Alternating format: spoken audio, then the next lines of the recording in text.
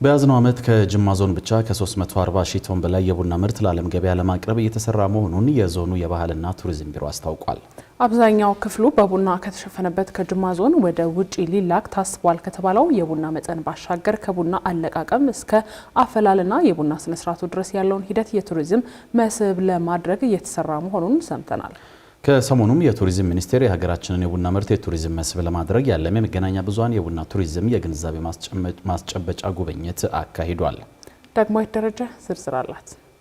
ኢትዮጵያ የቡና መገኛ ሀገር ብቻ ሳትሆን ቡናን ለውጭ ገበያ ከሚያቀርቡ ቀዳሚ የዓለም ሀገራት መካከል አንዷ ናት። ይህንን ሀብቷንም ለዓለም አቀፍ ጎብኚዎች ለማሳየትና ቡናን የቱሪዝም መስህብ ለማድረግ በሀገር አቀፍ ደረጃ እንቅስቃሴዎች እየተደረጉ ይገኛሉ። ከሰሞኑ ደግሞ የቱሪዝም ሚኒስቴር የቡና ቱሪዝም የተሰኘ የመገናኛ ብዙሃን ባለሙያዎች የግንዛቤ ማስጨበጫ ጉብኝት ያካሄደ ሲሆን በሀገሪቱ በተለያዩ ክፍሎች ያሉ የቡና አምራች አካባቢዎችንም ጎብኝተዋል። ከነዚህ አካባቢዎች መካከል የጅማ ዞን አንዱ ሲሆን ጅማና ቡና ጠንካራ ቁርኝት እንዳላቸው ይነገራል። የዞኑ የባህልና ቱሪዝም ጽሕፈት ቤት ኃላፊ ኑሜሪ አባተማም ቡና ለጅማ ሕዝብ ከመጠጥነት ባለፈ ከፍተኛ የኢኮኖሚ እንቅስቃሴ መሆኑን የነገሩን ሲሆን በማህበራዊ ሕይወታቸው ውስጥም ቡና ትልቅ ቦታ አለው ብለዋል። አብዛኛው የዞኑ ክፍል በቡና ምርት መሸፈኑን የሚናገሩት ኃላፊው የአካባቢው አርሶ አደሮችም ቡናን ወደ ውጭ በመላክ ተጠቃሚ እየሆኑ እንደሚገኙ ገልጸዋል።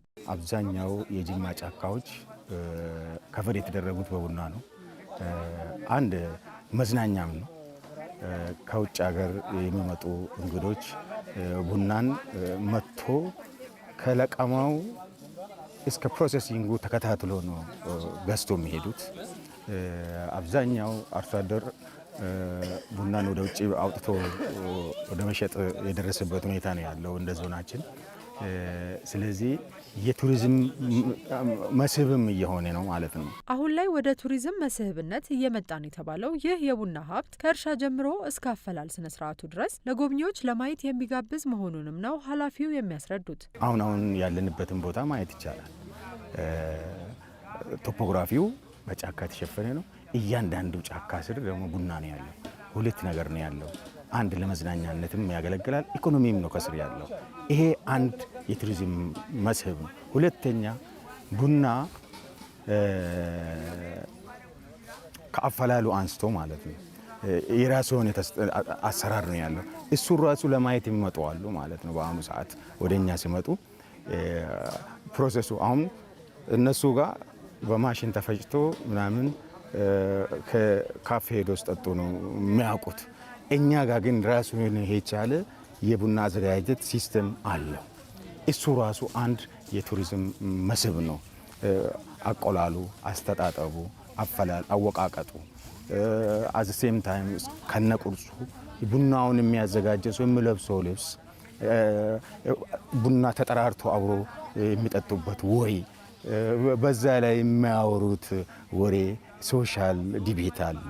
ከቤተሰብ ጋር ከጎረቤት ጋር የሚያደርጉት ነገር አለ። ይሄ ሁሉ አንድ ላይ ተደምሮ የቱሪዝም መስህብ ይሆናል ተብሎ ነው የተሰራበት ያለው ማለት ነው። ለዚህ ይሆን ዘንድም በዞኑ የሆቴልና ሌሎች ተያያዥ መሰረተ ልማቶች ቅድመ ዝግጅት መደረጉን የጠቀሱት ኃላፊው የሰላሙንም ነገር አያሳስባችሁ ብለዋል።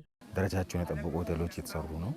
መንገዶች በደህና ሁኔታ እየተሰሩ ነው። ከሁሉም ከአምስቱም አቅጣጫ ሆቴሎች እንደዚያው የቱር መኪናዎች እንደዛው እየገቡ ያሉበት ሁኔታ ነው ያለው።